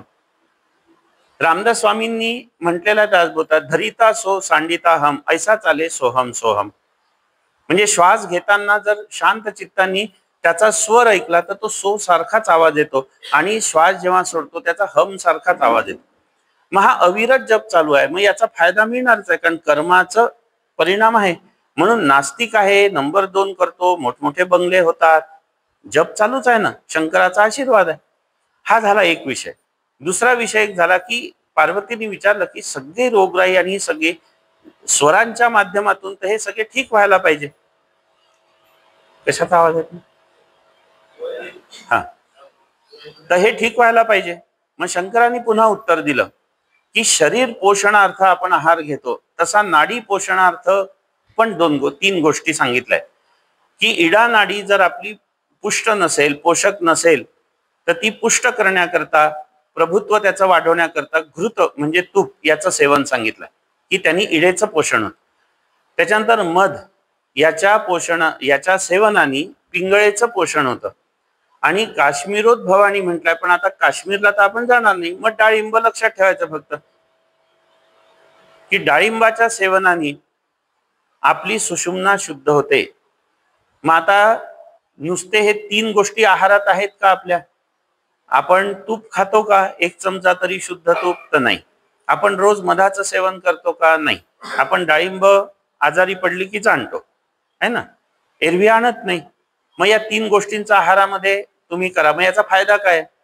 तर डावी नासिका ही इतिहासाचं प्रतिनिधित्व करते, म्हणजे भूतकाळाचं. उजवी नासिका ही भविष्याचं प्रतिनिधित्व करते, आणि मध्य नाडी म्हणजे सुषुम्ना ही वर्तमानाचं प्रतिनिधित्व. तर आता डावी नासिका ही इतिहासाचं प्रतिनिधित्व करते. तर याचा आता एक गोष्ट की ही सगळी शास्त्र कशी निगडित आहे.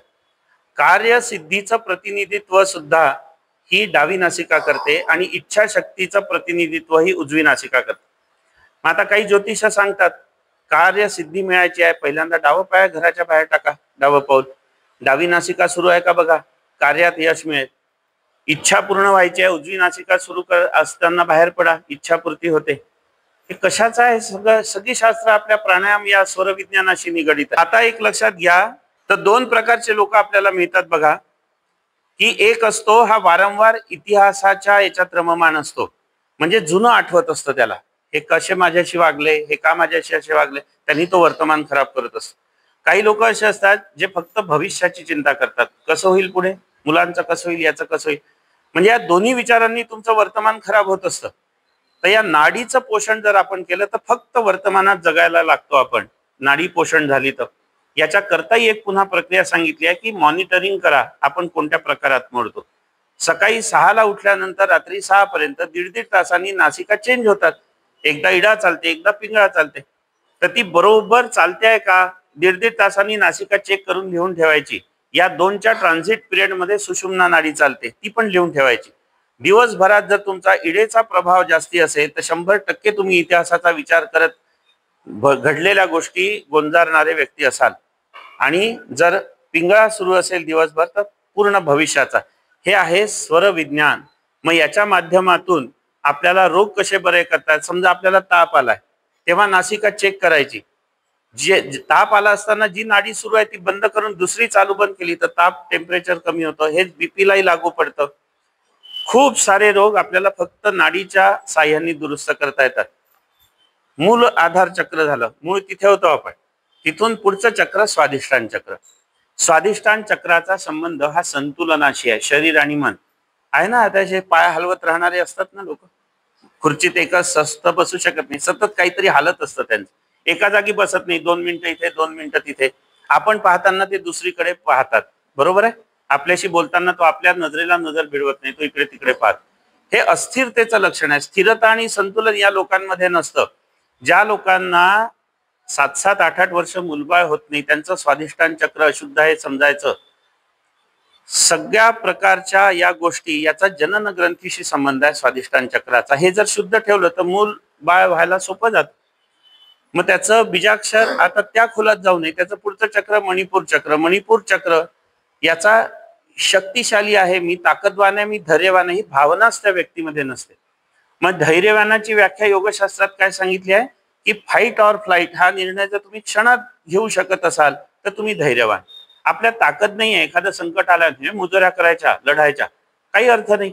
आपल्यापेक्षा समोरचा जर बलवान आहे तर निघून जा तिथून, राम राम म्हणा निघून जा. यालाही धैर्यवानच म्हटलेलं आहे. मग हे धैर्यवान प्रकार नसतो यांच्यात, हे खोट्या मुजऱ्या करत राहतात. आणि दुसरं म्हणजे फोबिया. अशा लोकांना प्रचंड फोबिया असतात विविध प्रकारचे. कुठे ऍक्सिडेंट झाला की याची गाडी चालवणं बंद, वरती चढा म्हणतात बापरे इतक्यावरून खाली पाहायचा, खाली वाकलं की फोबिया. मरणाची सतत भीती, काही झालं की मरणाची भीती. फोबियाचे अनेक प्रकार आहे. स्टेजवर इथे येऊन बोला, धडधड पायाला घाम सुटणं, फोबिया. 4 चौघात मिक्स होणं, फोबिया. त्याच्यानंतर परीक्षेला जायचं आहे, भीती. अभ्यास झाला असतो पण भीती. हे सगळे फोबिया आहे. हे सगळे मणिपूर चक्र अशुद्धतेने होतात. मणिपूर चक्राच्या संबंधितले उदरस्थ सगळे रोग हे मणिपूर चक्राच्या अशुद्धतेने होतात. मग आता मणिपूर चक्राचा रंग कोणता आहे? पिवळा. स्वाधिष्ठानचा होता केशरी. मग आता मणिपूर चक्राचा कारक ग्रह गुरु आहे. मग आता पोटाचे विकार ज्या लोकांना सांगा पत्रिकेतला गुरु खराब आहे, गुरु बळ नाही, कशाला ज्योतिषाकडे जावं? गुरु खराब आहे पत्रिकेतला, पोट वारंवार बिघडत आहे. तिथून आलो अनाहत चक्र. आता या चक्रांची नावं सुद्धा का पडली आहे ही सुद्धा आपल्याला माहिती आहे. अनाहत 2च गोष्टी आहे, श्वास आणि हृदयाचे ठोके. याच्यावर आपला कंट्रोल आहे का नाही ठरवा बरं. मी आता घेणारच नाही 2 मिनिटं, नाही होऊ शकत. अनाहतपणे जी प्रक्रिया सुरू आहे ज्याच्यावर आपला कंट्रोल नाही, या अनाहत चाललेल्या प्रक्रियेमुळे त्या चक्राला अनाहत म्हटलेलं आहे. नावं कशी ठरली आहे बघा, अनाहत चक्र. या अनाहत चक्राचा संबंध प्रेमाशी आहे, प्रेमळपणाशी आहे. काही लोक असतात, कोणी रस्त्यात पडलं असेल असं बघतील आणि चाललं जातील. यांच्या चेहऱ्यावर नेहमी 12 वाजलेले असतात. असे चेहरे पाहिले तर आपणच म्हणाले बापरे हा दिसला बाबा दिवस खराब जातो माझा. हे अनाहत चक्र अशुद्धतेचं लक्षण आहे. हा कधीच तुम्हाला प्रसन्न ही व्यक्ती दिसणार नाही, नेहमी असे ओढलेले चेहरे. हे अनाहत चक्र अशुद्धतेचं लक्षण आहे. प्रेमळ नसतो. हे विश्व माझं आहे, प्रत्येकात देवाचा अंश आहे, ही जाणीव यांना नसते. स्वार्थी असतात हे लोक. मग अनाहत चक्राच्या वरतीचा अनाहत चक्राचा रंग आहे हिरवा, शांततेचा हिरवा रंग आहे. तिथून पुढे जाऊ विशुद्धी चक्र. याला विशुद्धी नाव का पडलं आहे? की हा जीवात्मा आपण म्हटलं की सगळ्या पंचकोशांच्या आत आहे, चित्तवृत्तींच्या आत आहे. त्याच्यामुळे त्याची स्थिती ही अविद्येची म्हटलंय, अज्ञानाची स्थिती असते जीवात्म्याची. कारण त्याला ज्ञान भरपूर आहे. तो 7 जन्माचं सांगू शकतो जीव, पुढच्या होणाऱ्या 10 जन्मांचं सांगू शकतो. पण त्या अज्ञानाच्या अविद्येच्या वेष्टनामध्ये अडकून पडलेला आहे. तर मग या वेष्टनाच्या अविद्येच्या पासून याच्यातून जे शुद्ध करतं ते ठिकाण म्हणजे कंठस्थान, विशुद्धी चक्र. मग इथे कशाची शुद्धी होते? अज्ञानाची शुद्धी होते, अविद्येची शुद्धी होते. म्हणून याला विशुद्धी चक्र म्हटलंय. मग आता हे विशुद्धी चक्र जर शुद्ध असलं तर काय होतं? 2 गोष्टी. पुन्हा मी सर्वांशी चांगलं बोलतो. आहेत ना काही तोंडावर स्तुती करणारे, वा वा काय एकदम टॉप, पाठ व्हायली की शिवाय. मी सर्वांशी चांगलं बोलतो, हे स्वार्थापोटी मनुष्य बोलतो. काहीतरी काम काढून घ्यायचं असलं तर बोलतो. पण मी सर्वांबद्दल चांगलं बोलतो हा स्वभाव ज्याचा आहे त्याचं विशुद्ध चक्र शुद्ध आहे. पाठीमागे नाही, तोंडावर नाही, केव्हाही तो लोकांबद्दल चांगलंच बोलतो, त्याचं विशुद्ध चक्र शुद्ध आहे. विशुद्ध चक्राच्या भोवती 8 वाघदेवी आहे. त्या खोलात आपण जाऊ नये, पण त्या फिरत असतात अशा 8 वाघदेवी. त्यांनी आपल्याला वाचासिद्धी मिळते. तुम्ही शिवीगाळ करा, वाघदेवी अप्रसन्न होतात. कार्यसिद्धीमध्ये अडथळा येतो, तुमच्या प्रसिद्धीत बाधा येते. या सगळ्या वाघदेवी आहेत कंठस्थानाच्या भोवती. इतकं एक बारीक आहे सगळं.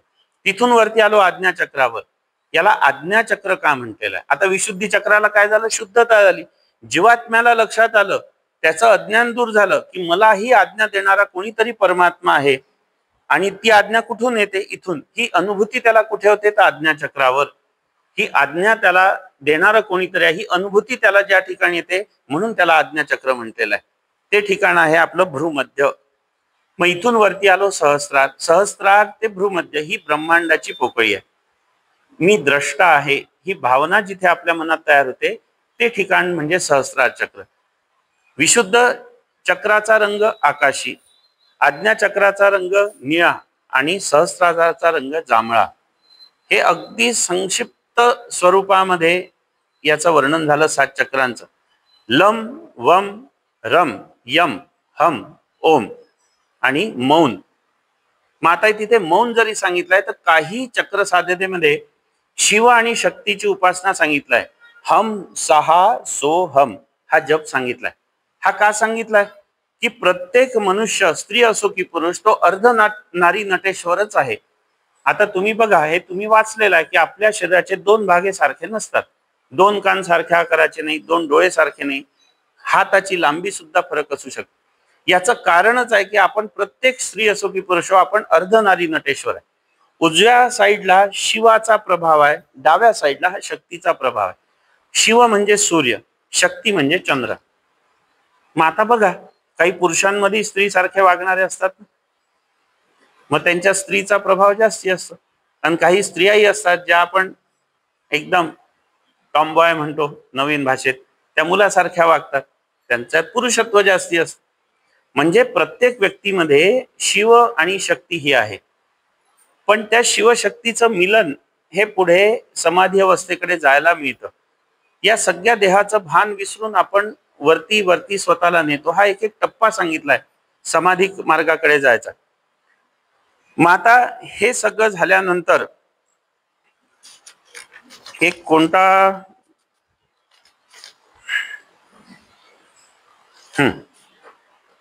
एक विषय घेऊ, फक्त आहे 5 मिनिट आहे ना अजून.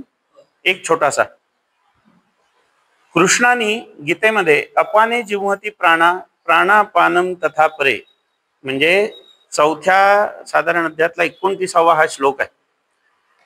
यांनी वर्णन केलेलं आपल्या शरीराचं अपान आणि प्राण याचं यज्ञाचं रूपक दिलंय श्रीकृष्णाने, की आपलं जे पोट आहे म्हणजे नाभी चक्र आहे, इथे यज्ञ प्रज्वलित आहे. अग्निस्थान आहे ते. याच्यामध्ये अपानाची आहुती होते आणि प्राणाची पण आहुती होते. या दोन्हीचं आहुती म्हणजे अर्पण आपण त्याच्यात होत आहे, हवन होत आहे. मग आता हे कसं होतं? श्वास प्रश्वास म्हणजे नेमका काय? तर आपण जेव्हा श्वास घेतो तेव्हा बाह्य संकल्प हे आतमध्ये घेत असतो. ब्रह्मांडातले संकल्प म्हटलाय. मग आता जेव्हा वातावरणातला आपण श्वास घेतो तेव्हा जरुरी आहे का की ऑक्सिजनच आत जाईल? विषाक्त वायू सुद्धा जाऊ शकतो आपल्या शरीरात. पण हे वायूच्या स्वरूपात बघू नका. बाह्य संकल्प चांगले किंवा वाईट हे दोन्ही आपल्या श्वासाच्या सोबत आत येत असतात. मग या हवन कशाचं करायचं? तर बाह्य संकल्पांमधले जे वाईट संकल्प आले ते हवन करायची प्रक्रिया ही याला प्राण म्हटलेलं आहे, प्राणाचं हवन. मग आतल्या अपानाचं हवन सुद्धा होतं. मग अपानाचं हवन म्हणजे आंतरिक संकल्प बाहेर पडतात प्रश्वासाबरोबर. म्हणजे आंतरिक संकल्प कोणते असतात? क्रोध, अहंकार, ईर्ष्या हे आंतरिक संकल्प आहे, हे बाहेर पडतात. पण काय होतं? चांगले गुण हवन होतात आणि वाईट गुण बाहेर पडतात. पण याच्या उलटी क्रिया सांगितलेली आहे की हे वाईट चित्तवृत्ती आहे याचं हवन करा, याला अपानाचं हवन म्हटलेलं आहे. आणि प्राण आणि अपान याचं हवन ज्याला साधलं तो योगी बनतो. हे कृष्णाने वर्णन सांगितलंय. मग आता इथेच त्याला कुंभक म्हटलेलं आहे. कुंभक ही कन्सेप्ट आली कुठे? प्राणायामामध्ये. की चांगली गोष्ट आत घेणे, वाईट गोष्टीला रोखून धरणे, पुन्हा बाहेर पडताना वाईट गोष्टीला रोखून धरणे, चांगली गोष्ट बाहेर पाडणे, यालाच कुंभक म्हटलेलं आहे. म्हणून सगळ्या प्राणायामांमध्ये कुंभकाची अनिवार्यता काय? तर कुंभकाच्यामुळे या गोष्टी साधतात. आता आपण अगदी शॉर्ट मध्ये शेवटचा एक अष्टांग योग जी आपली दिनचर्या असायला पाहिजे ही घेऊ आणि थांबू. अष्टांग योग पतंजली मुनींनी जे 13 सूत्र, आपल्याला 13 सूत्र फार महत्वाचे आहे. निदान ही 13 सूत्र जरी आपण आत्मसात केली तरी आपण एक छान प्रसिद्ध व्यक्ती बनू शकतो. अथ योगानुशासनम, या 13 सूत्र फक्त अगदी फास्ट. अथ योगानुशासनम, योग म्हणजे अनुशासन. 7:30ची वेळ, मी 7:30ला पोहोचेन. सकाळी आमचा वर्ग 5:55ला, मी 5:55ला पोहोचेन. हे झालं अनुशासन. आयुष्यात फक्त अनुशासन करा, वेळ बघायला लागा, तुम्हाला किती गोष्टी तशाच मिळायला लागतात.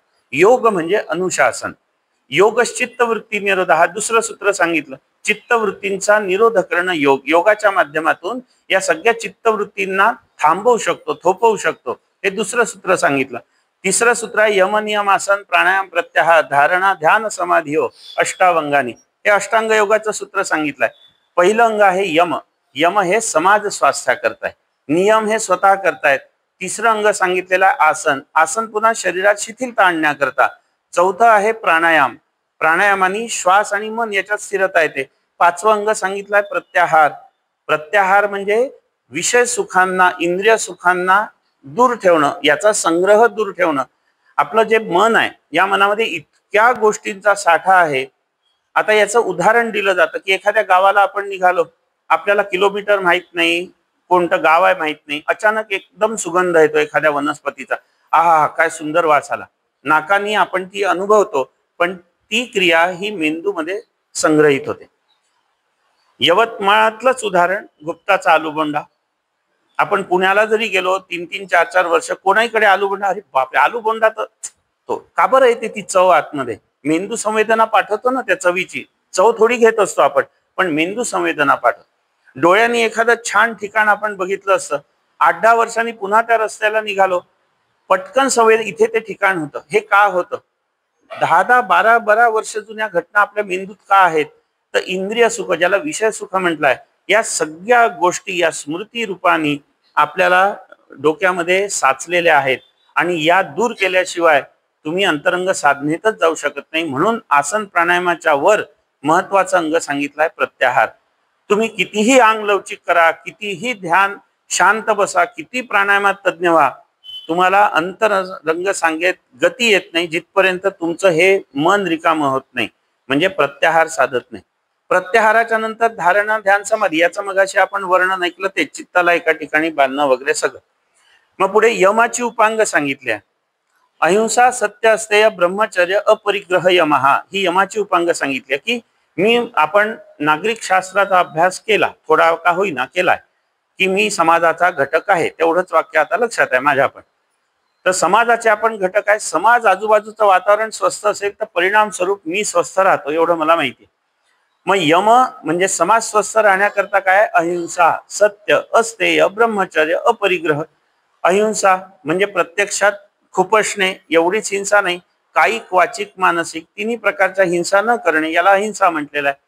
सत्य बोलणं म्हणजे एखाद्याला तू किती खराब दिसून राहिला या पद्धतीचं सत्य नाही, ते मृदू असावं, वेगळ्या सभ्य भाषेत असावं, सत्य बोलायचं पण त्याला राग नाही हो, अशा पद्धतीचं सत्य सांगितलंय. अस्तेय, अस्तेय म्हणजे चोरी न करणं. मग आता चोरी म्हणजे प्रत्यक्षात धन या संबंधित म्हटलेलं नाहीये, एखाद्याचं दुसऱ्याचं लिखित आपल्या नावाने छापणं हे सुद्धा अस्तेयच आहे ना. अस्तेय ब्रह्मचर्य, ब्रह्मचर्य म्हणजे प्रत्यक्ष व्यभिचार हा अर्थ नाहीये, मनात वाईट विचार जरी येणं हे ब्रह्मचर्याचं हनन म्हटलेलं आहे. त्याच्यानंतर अपरिग्रह, गरजेपेक्षा जास्त संचय. बघा दुसऱ्याकडे एखादी फ्रेम, काय सुंदर पेंटिंग, माझ्या घरी पाहिजे, घेऊन यायचं. दुसऱ्याच्या, आता महिला आहे तर थोडीशी उदाहरणं तिकडची, दुसऱ्याची साडी नवीन बघितली त्या पद्धतीची लगेच घरी. संग्रह करणं वस्तूंचा हे पुरुषांचंही आहे. एक गाडी झाली, दुसरी, तिसरी, संग्रह. बघा किती अनावश्यक गोष्टी घरात आहे, किती सुटकेस आपल्या घरात आहे की वर्षानुवर्ष ते आपण उघडूनही पाहिलेलं नाही. किती कपाटात अशा वस्तू आहे की ज्याला आपण हातही लावला नाही, पण आवरायच्या जेव्हा फेकायची वेळ येते, अरे नाही नाही हे ठेवू, ते पुसायचं आणि पुन्हा ठेवायचं. बघा बरं तुम्ही, रोज त्या वस्तूचा वापरी, याला म्हणायला अपरिग्रह. गरजेपेक्षा जास्त संचय करणं. मग हा संचय का टाळायचा? का प्रत्येक वस्तूमध्ये भावना गुंतते, मग आपण त्या भौतिक सुखाशी गुरफटलो जातो, म्हणून समाधीकडे जायला अडथळा येतो. हे झालं समाज स्वास्थ्य. नंतर नियम. नियम म्हणजे शौच, संतोष, तप, स्वाध्याय, ऐश्वर, प्रणिधानानी नियम. हे नियम सांगितले. शौच म्हणजे शुद्धता, त्याचं आपण वर्णन केलं. बाह्य शुद्धता, डिओ फवारून जाणं शुद्धता नाही, आंतरिक शुद्धता आवश्यक आहे. शौच, संतोष, संतोषी वृत्ती पाहिजे, पण काहीच न करता मी मस्त आहे बा असं नाही. आनंद म्हणजे प्राप्त परिस्थितीत आनंद मानणं, याला संतोष म्हटलेला आहे. नाही तर काहीच करायचं नाही, मी फार संतोषी आहे बा, दिलं तर ठीक, नाही दिलं, अशी संतोषी वृत्ती अपेक्षित नाहीये. कोणतीही विपरीत परिस्थिती जरी आली तरी मी आनंदी राहिलं पाहिजे, याला संतोष म्हटलेला आहे. शौच, संतोष, तप. एखादी गोष्ट मिळवायची असेल तर तपश्चर्या करावी लागते, तापावं लागतं, शरीराला तापवावं लागतं. मग इथे ते सोन्याचं उदाहरण, तापवून तापवून त्याचा दागिना बनतो, तीच प्रक्रिया. ईश्वर प्रणिधान, स्वाध्याय, स्वाध्याय म्हणजे अभ्यास, निरंतर अभ्यास करा एखादी गोष्ट मिळवायची. आणि याच्याही पुढे सांगितलं ईश्वर प्रणिधान. ईश्वर प्रणिधान का सांगितलंय? की माझ्यापेक्षा कोणीतरी श्रेष्ठ आहे, तिथे मी नतमस्तक झालो पाहिजे. नतमस्तक होऊन जर आपण एखाद्या क्रियेला लागलो तर आढळता येत नाही शरीरात, अहंकार आपला वाढत नाही. याच्याकरता ईश्वरासमोर नतमस्तक होणं, म्हणून ईश्वर प्रणिधान हे नियम सांगितले. त्याच्यानंतर पुढचं सूत्र, स्थिर सुखम आसनम, स्थिर आणि सुखावह दीर्घकाळ मी बसू शकतो, याला आसन म्हटलेलं आहे. मग आसनाचे लाभ सांगितले फलश्रुतीचे, प्रयत्न शैथिल्य अनंत समापत्तीभ्याम, प्रयत्नपूर्वक विविध क्रियांच्या द्वारे शरीराची शिथिलता आणली आहे, त्याला आसन म्हटलं. ही आसनाची फलश्रुती झाली की दीर्घकाळ मी आता मांडी घालून बसू शकतो. दुसरी फलश्रुती, ततो द्वंद्वान भिघातः, मग आसनाच्या माध्यमातून जी शरीरातली द्वंद्व होती ती माझी दूर झालेली. या दोन फलश्रुती झाल्या. पुढचं सूत्र आहे प्राणायामाच्या व्याख्येचं सूत्र, तस्मिन सती श्वास प्रश्वास योर गती विच्छेद हा प्राणायाम. मनाच्या संयोगाने श्वास प्रश्वासाच्या गतीत केलेला बदल म्हणजे प्राणायाम. मग मनाचा संयोग म्हटलेला आहे, दोन श्वासातलं अंतर वाढवणं म्हणजे प्राणायाम. आपण फक्त ऐकलेलं आहे की प्राणायामाने आयुष्य वाढतं. का वाढतं? 80 ते 100 वर्षाचं आयुष्य पकडलं तर मनुष्य हा 12 अंगुले प्रश्वास म्हणजे एवढा दूर जर प्रत्येक वेळेला सोडत असेल तर तो 80 ते 100 वर्ष जगतो. श्वास मोजून आपल्याला जन्माला पाठवलं, आपल्याला माहिती आहे. मग आपण जर मनाच्या संयोगाने कुंभकाच्या जर क्रिया केल्या तर 2 श्वासातलं अंतर वाढतं, म्हणून ऍव्हरेज 12 मेंटेन होतं. आपण धावतो, जेवतो, 28, 42 पेरापर्यंत श्वास बाहेर पडतो आपला. मग आता श्वास जर मोजून पाठवले आणि ते लवकर खर्च केले तर आयुष्य कमी होणार आहे. म्हणून प्राणायाम करा, 2 श्वासातलं अंतर वाढवा, हे त्या सूत्राचा अर्थ आहे. पुढचं सूत्र आहे बाह्य अभ्यंतर स्तंभ वृत्ती देश काल संख्या परिदृष्टो दीर्घ सूक्ष्म. हे वर्णन आहे आता प्राणायामाचं. बाह्य अभ्यंतर, बाह्य म्हणजे बाहेर, अभ्यंतर म्हणजे आत. कुंभक करायचा. देश काल संख्या हा देश म्हणजे कोणता? तर शरीराच्या कोणत्याही भागात तुम्ही श्वास रोखून ठेवू शकले पाहिजे, इतका कंट्रोल तुमचा श्वास प्रश्वासावर आला पाहिजे.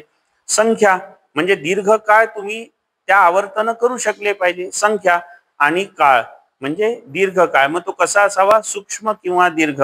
दीर्घ सूक्ष्म हा म्हणजे श्वास प्रश्वासाचा अनुभव सुद्धा स्वतःला येत नाही, इतकी सहज ती प्रक्रिया सुरू आहे, याला सूक्ष्म म्हटलेलं आहे. आणि या अवस्थेत दीर्घकाळ तुम्ही एका जागी बसू शकणं, या अर्थाचं हे सूत्र आहे. बाह्य अभ्यंतर विषयाक्षेपी चतुर्थ. आता नकळत एखाद्या जागी प्राण आपला हा श्वास प्रश्वास रोखून ठेवणं, संयमित करणं, ही चतुर्थ अवस्था प्राणायामाची म्हटलेलं आहे. त्याच्यानंतर पुढे याच्या फलश्रुती आहे धारणा सुचयोग्यता मनसा आणि तत्क्षीयते प्रकाशावरण. अज्ञानरूपी अंधकाराकडून ज्ञानरूपी प्रकाशाकडे नेण्याची प्रक्रिया प्राणायामाने साधते आणि शरीर हे पुढे ध्यान आणि धारणेकरता तयार होतं. ही 13 सूत्र जरी आपण पूर्ण आपल्या दिनचर्येमध्ये आणली, मगाशी सांगितल्याप्रमाणे आहार आपण आपल्या दिनचर्येत या पद्धतीने आणला. आता वारंवार का खायचं नाही याचं एक कारण असं आहे की जेव्हा एक शेंगदाणा जरी आपण खाल्ला तरी शरीराला माहिती नसतं ते तेवढंच पित्त आणि पाचक द्रव्य तयार करतं. तुम्ही ताटलीभर खा तरी तेवढंच करतं. मग आता एक शेंगदाणा पचवायला त्याला किती पाचक द्रव्य लागेल? तो काही ड्रॉपनी तयार करत नाही. मग उरलेला पाचक रस आणि पित्त हे जमा होतं. मग त्या पित्ताचे खडे होतात, ते रक्तात मिसळतं आणि विविध विकार तयार होतात. त्याच्यामुळे मोजकं 3 वेळेला खा, मध्ये चरू नका. सोपं सांगितलेलं आहे. कुठे गेलो, घे ना थोडस एक बिस्किट, त्याला कसं वाटेल म्हणून मी एक बिस्किट खाल्लं, काही गरज नाही, नाही खात म्हणायचं सरळ. शरीर आपलं का खराब करून घ्यायचं? तर थोडासा आहार, थोडासा व्यायाम याच्यावर करा. आणि मुख्य शरीर माझं डोकं टेकलं पाहिजे म्हणून मी नुसतं आसनाला यायचं असं नाही. रोज 5:55 आपला सराव वर्ग चालतो आणि मध्ये हा निशुल्क आहे. एकही रुपया तुम्हाला द्यायचा नाही, पण सतरंजी मात्र आपली स्वतःची आणायची, तेवढं नाही प्रोव्हाइड करत आम्ही. चादर आपली घेऊन यायची आणि आपलं शरीर आपल्याला घेऊन यायचं, ते लवचिक करायची जबाबदारी आमची. जसं आहे तसं घेऊन या. या पद्धतीने आज थोडस आयोजकांनी हा योगच म्हणा हा घडवून आणलेला आहे. ना विनोद काका, घडवून आणलेला योग आहे. अशीच आमची चर्चा झाली. म्हटलं आता बाहेर आपल्या घरची व्यक्ती एखादं काम करते, कसं असतं घरच्यांची थाप खूप आवश्यक असते. घरच्यांचं कौतुक हे महत्वाचं असतं. बाहेर किती कौतुक करा, कॉलनीतल्याच लोकांना माहिती नाही काय चालू. हा जातो बा सकाळी कुठेतरी गाडीवर, माहिती नाही कुठे जातो ते. आता कोणाला काही वेगळी वाटत असेल, एवढ्या सकाळी कुठे जातो, पण असं काही नाही. आता लक्षात आलं की हा नेमका कुठे जातो, काय करतो. तर त्याच्यामुळे आता सगळ्यांना विनंती की तुम्ही या सराव वर्गाला या. ईशस्तवनानी वर्गाची सुरुवात व्हायला पाहिजे, पण आपण ती समारोपाने करू. सगळ्यांनी आपापल्या आसनावर आहे तसं छान डोळे मिटून म्हणायचं. 2 वेळेला आपण आपला जप करू आणि थांबू. छान डोळे मिटा. ध्यान मुद्रा. आता ज्ञान मुद्रा सांगितली, आता ध्यान मुद्रे. डाव्या तळव्यावर उजवा तळवा ठेवायचा, अंगठे एकमेकाला चिटकवायचे आणि पूर्ण मेरुदंड सरळ करून बसायचं. पहा, काही लोकांच्या चुका कुठे होतात, प्राणायाम करताना ते मान खाली करतात. बिलकुल मान खाली करायची. श्वसन मार्गाला अवरोध होईल अशी कोणतीही क्रिया आसन प्राणायामात करायची नाही. मेरुदंड सरळ, मान सरळ, डोळे हलके बंद आणि शक्य झाल्यास आज्ञा चक्रावर आपली नजर केंद्रित करून करायची. फक्त 2 वेळेला आपण जप करू आणि थांबू. एक एक ओळ सांगतो, त्याच्यानंतर सगळ्यांनी छान मोकळ्या आवाजात न लाजता म्हणायची आहे. योग योग योगेश्वराय,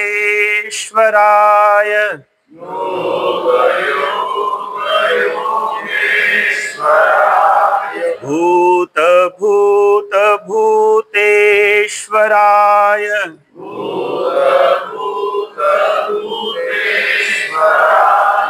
काल काल कालेश्वराय,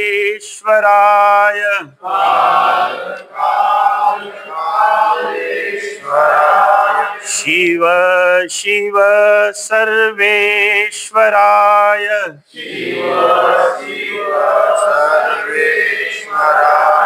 शंभो शंभो महादेवाय,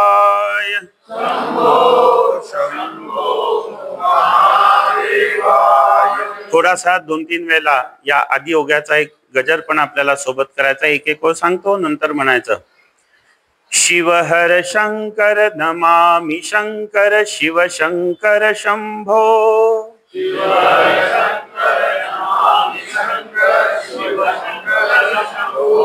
हे गिरिजापति भवानी शंकर, शिव शंकर शंभो,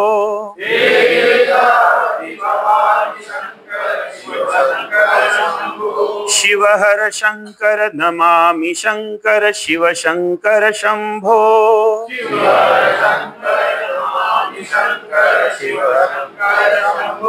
हे गिरिजापति भवानी शंकर, शिव शंकर शंभो.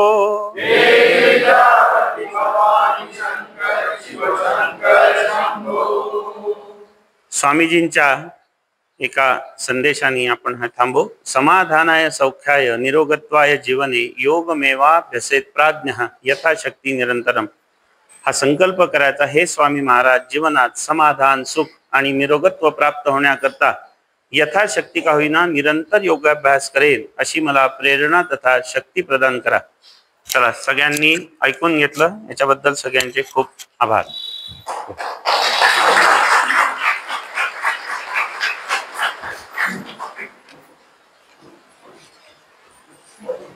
श्री महेश जोशी यांनी जो विषय मांडला हे ऐकत असताना आपल्याला कळलं की यांना हा वेळ फार अपुरा आहे. आपल्याला त्यांना अजून वेळ द्यायला हवा आणि तो विषय त्यांना जसा अभिप्रेत आहे तसा त्यांनी मांडावा, अशी मी आयोजक माझ्यातर्फे आणि आपल्या सगळ्यांतर्फे मंदिर संस्थानाला विनंती करतो. आणि पुन्हा कधीतरी जेव्हा शक्य होईल तेव्हा त्यांना पुन्हा बोलवावं आणि त्यांना त्यांचा अभ्यास किंवा त्यांचा जो विचार आहे तो पूर्णपणे त्यांना मांडता यावा, अशी मी विनंती करतो. श्री महेश जोशी आयोजकांच्या विनंतीला मान देऊन इथे उपस्थित झाले आणि आपल्याला तो विषय सगळा समजावून सांगितला. यातलं बरंचसं आपल्याला आता कळलेलं आहे. अजून आपण शांततेत त्याचा विचार करू आणि त्या विचारानुसार आपण चालण्याचा प्रयत्न करू. ते आले, त्यांनी त्यांचा विचार मांडला, त्याबद्दल मंदिर संस्थांतर्फे त्यांचा आभार व्यक्त करतो आणि तुमच्यातर्फे सुद्धा आभार व्यक्त करतो आणि थांबतो. धन्यवाद.